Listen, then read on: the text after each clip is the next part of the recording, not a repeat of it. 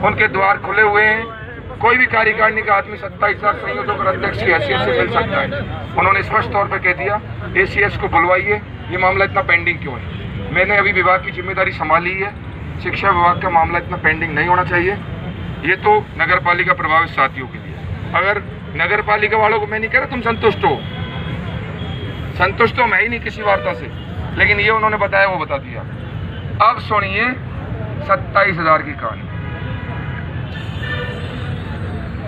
उन्होंने कहा सेवा नियम बन रहे हैं, इस तरीके से हमने पूरा खाका बना दिया। आपने कल चिकित्सा मंत्री जी का बयान सुना होगा, प्रसादी लाल जी का, मैंने सुना साहब, तो आपका पूरा खाका तैयार हो गया है। हमारे बिना बोले ही वो बोले कि आपको सबसे बड़ा फायदा तो हम पेंशन का दे रहे हैं। हमारे दिमाग में नहीं था पेंशन क्या होती है। मैं साहब पेंशन तो किसी को नहीं मिलती है।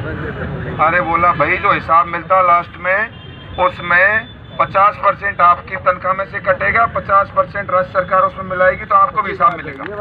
ये चीज हमें आज तक पता नहीं थी, किसी भी संविदा कर्म हमें तो पता नहीं थी भाई, आज पता चला है, आगे से बोले वो।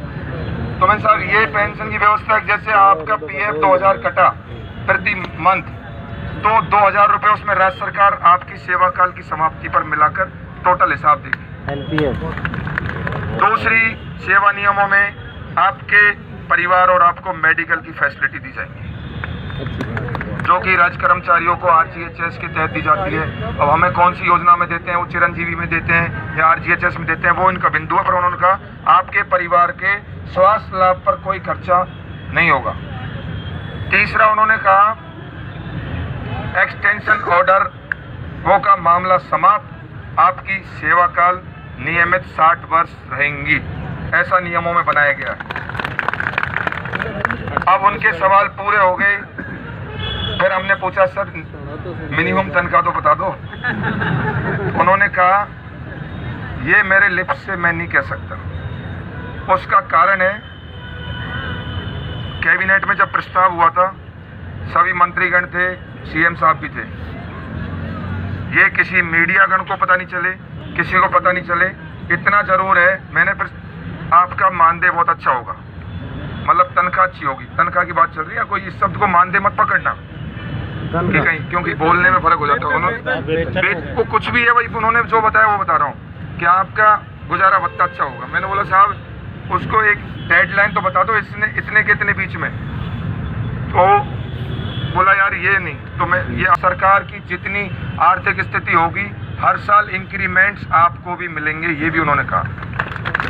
छुट्टियों की बात चली तो छुट्टियों की बातों में उन्होंने स्पष्ट कह दिया, जिस तरीके से राज्य कर्मचारियों को छुट्टियां PF प्रसूति अवकाश महिला को जो मिलते हैं वो सब नियमों में हमने बनाए हैं। ये छुट्टियों का बिंदु हो गया। सिर्फ बिंदु एक ही रहा था, वो बिंदु आप चाहे कुछ भी कहो, मैं मेरे मुंह से नहीं कहूँगा, क्योंकि अभी तक किसी मंत्री ने नहीं कहा मुंह से। यही बात पर पेच फंस गया। पेच तो फंस ही गया, जो चीज़ थी मूल तो मिली नहीं। ये थोड़ी 6600 में हर साल 10% बढ़ाते जाएंगे, तो पेच फंस गया। तो अब निर्णय तो कार्यक्रम तो चलेगा। हाँ, एक चीज़ मूल बात और भूल रहा हूँ, साहब ये कब तक पिटारा सामने आ जाएगा कि डेढ़, जब कैबिनेट में प्रस्ताव हो गया, अनुमोदन हो गया है, तो 1.5 से 2 महीने, मुझे नहीं लगता कि इतना समय लगेगा, लेकिन अपन 2 महीने खींच के मान के चल सकते हैं कि 2 महीने के बाद में संविदा कर्मचारियों के पूरे पिटारे सबके सामने होंगे। 2 महीने का उन्होंने समय लिया कि 2 महीने लग सकते हैं। इसको नाम भी 2021 इसीलिए दिया है कि 2022 का नहीं है, ये संविदा सेवा नियम 2021 ही नाम दिया है। तो इसलिए सेवा नियमों के जो पिटारे हैं वो 1.5 से 2 महीने में सबके सामने आ जाएंगे। हमने कहा साहब 1.5-2 महीने और वेट लेते हैं, मतलब सर्दी में क्यों पागल हो रहे हो, 54-50 दिन हो गए। मैंने साहब कोई बात नहीं, आप आपका काम करते रहिए और हम हमारा काम कर रहे हैं। तो साथियों ये तो थी पिटारे की बातें। और अब आगे के जो निर्णय है, संगठन कभी पीछे नहीं है ना पीछे रहेगा, क्योंकि हमें तो आज़ादी चाहिए। और अब मेरा थोड़ा सा समय का बहुत अभाव है। लगातार 15 तारीख को ड्यूटी करवाई चुनाव की, कल मेरी इलेक्शन में ड्यूटी है। गांव यहाँ से 150 किलोमीटर दूर है, बूथ पे ड्यूटी है, एरिया जोनल सब घूम रहे हैं। तो आप अगर इजाज़त दें तो मैं आपके बीच परसों फिर वापस मौजूद हूँ। आप अगर चुनाव ड्यूटी में मुझे भेजना चाहें तो मैं जा सकता हूँ। परसों आपके बीच फिर मिलूंगा इसी शहीद स्मारक पर। और शहीदों की भूमि पर झूठ नहीं बोली जाती, ये भी मैं आपको बताऊं। तो साथियों, मैं मेरी चुनाव ड्यूटी के लिए निकलूं और बाकी कार्यक्रम के लिए यहाँ सभी सम्मानजन आप सब हैं। ओनली संगठन राजस्थान विद्यार्थी मित्र पंचायत सहायक संघ ही संघर्ष कर रहा है, उसी के नारे लगने चाहिए, ना कोई प्रवीण पटेल कर रहे हैं, क्योंकि 27,000 तमाम साथी प्रदेश अध्यक्ष और संयोजक हैं। ये थी आज के कल्ला साहब की मीटिंग, और ऐसी मीटिंग है तो अभी पता नहीं कितनी चलेंगी, क्योंकि पीछे लग गई अब सरकार।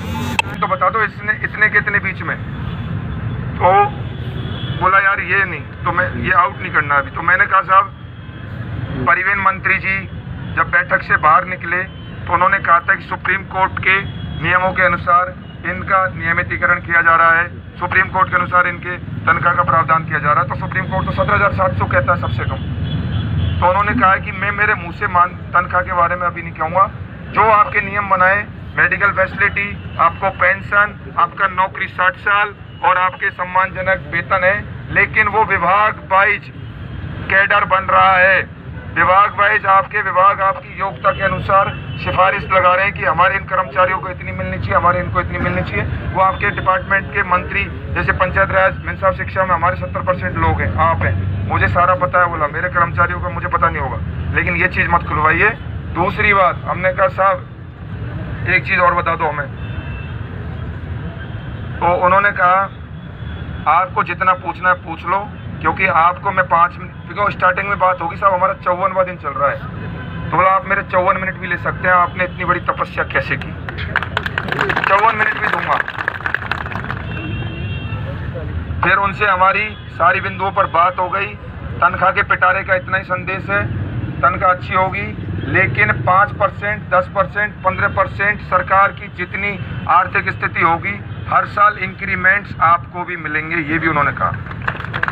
छुट्टियों की बात चली तो छुट्टियों की बातों में उन्होंने स्पष्ट कह दिया, जिस तरीके से राज्य कर्मचारियों को छुट्टियां, पीएफ, प्रसूति अवकाश महिला को जो मिलते हैं, वो सब नियमों में हमने बनाए हैं। ये छुट्टियों का बिंदु हो गया। सिर्फ बिंदु एक ही रहा था, वो बिंदु आप चाहे कुछ भी कहो, मैं मेरे मुंह से नहीं कहूँगा, क्योंकि अभी तक किसी मंत्री ने नहीं कहा मुंह से। यही बात पर पेच फंस गया। पेच तो फंस ही गया, जो चीज़ थी मूल तो मिली नहीं। ये थोड़ी 6600 में हर साल 10% बढ़ाते जाएंगे, तो पेच फंस गया। तो अब निर्णय तो, कार्यक्रम तो चलेगा। हाँ, एक चीज़ मूल बात और भूल रहा हूँ, साहब ये कब तक पिटारा सामने आ जाएगा कि डेढ़, जब कैबिनेट में प्रस्ताव हो गया, अनुमोदन हो गया है, तो 1.5 से 2 महीने, मुझे नहीं लगता कि इतना समय लगेगा, लेकिन अपन 2 महीने खींच के मान के चल सकते हैं कि 2 महीने के बाद में संविदा कर्मचारियों के पूरे पिटारे सबके सामने होंगे। 2 महीने का उन्होंने समय लिया कि 2 महीने लग सकते हैं। इसको नाम भी 2021 इसीलिए दिया है कि 2022 का नहीं है, ये संविदा सेवा नियम 2021 ही नाम दिया है। तो इसलिए सेवा नियमों के जो पिटारे हैं वो 1.5 से 2 महीने में सबके सामने आ जाएंगे। हमने कहा साहब 1.5-2 महीने और बैठ लेते हैं। मैं 5 मिनट बोलकर जो बीडी कल्ला साहब के साथ वार्ता हुई है वो ही सिर्फ बताऊंगा। कार्यक्रम कैसे चलेगा, कहाँ तक जाएगा, उसके लिए समस्त जिलाध्यक्ष, ब्लॉक अध्यक्ष, तमाम 27,000 प्रदेश अध्यक्ष और भीष्म पिता में संघर्ष के पुराने साथी सब लोग निर्णय लेंगे। कार्यक्रम तो ये जब तक चलेगा जब तक संविदा से आजादी नहीं मिल जाती। लेकिन साथियों, इस तरह की वार्ताओं से हम कभी खुश पहले भी बहुत हुआ करते थे, लेकिन इस बार तो हम क्या करेंगे, हमें चाहिए संविदा से, हर गहलोत साहब से, हर बीडी कल्ला से, हर डोटासरा से, हर पायलट साहब से, हर राहुल जी से, हर प्रियंका जी से, हर सोनिया जी से, हर कांग्रेस से, हर भाजपा से, हर आरएलपी से, हर बसपा से, हर थर्ड फ्रंट से, सबसे आजादी चाहिए। साथियों, बीडी कल्ला साहब से जो वार्ता हुई उसमें किसी भी तरह की, सर गुड मॉर्निंग सर, मैं धरना स्थल पे ही हूँ, मैं पहुँच रहा हूँ शाम तक। आरओ साहब आए तो आप थोड़ी सी व्यवस्था देखना प्लीज़, मैं 6:30-7 बजे तक आप पहुँच रहा हूँ, क्योंकि अभी बीडी कल्ला साहब से वार्ता ही हुई है। और अभी मैं निकल रहा हूँ जयपुर से, 2.5-3 घंटे में जयपुर गाँव पहुँच जाऊँगा। आ रहा हूँ बिल्कुल। चुनाव करवाएंगे कल मिलके। सरकार के षड्यंत्रकारियों के लगातार फोन आ रहे हैं, चुनाव करवाएंगे, चलो करवाएंगे। साथियों, बीडी कल्ला साहब ने पूरा समय दिया, एक एक बिंदु पर वार्ता सुनी। सबसे पहले तो मैं हमारे 94 साथियों को बधाई दे देता हूं कि हमारे तुरंत जाने के बाद नहीं, हमारे सामने ही बैठकों का दौर शुरू हो गया है। उनके निजी सचिव को बुला के ACS गोयल साहब और मुकेश कायतवाल जी को बुलवा लिया गया है। उसके लिए हमारे साथ में नगर पालिका प्रभावित साथियों के प्रतिनिधि के तौर पर जावेद अली गए थे। जावेद कहीं है क्या? जावेद क्या वापस? आप उनसे नगर पालिका वाले जावेद भाई से पूछ सकते हैं। ये तो नगर पालिका का मामला हुआ, बोला ये मेरे विभाग का मामला है और इसमें इतना समय लग रहा है, इनको नज़दीकी पंचायत में एडजस्ट करवा देते हैं, आदेश निकालकर ACS को बुलवाइए। अब वो आदेश आ जाएंगे, आपका धरना यही है। कब आते हैं उसके लिए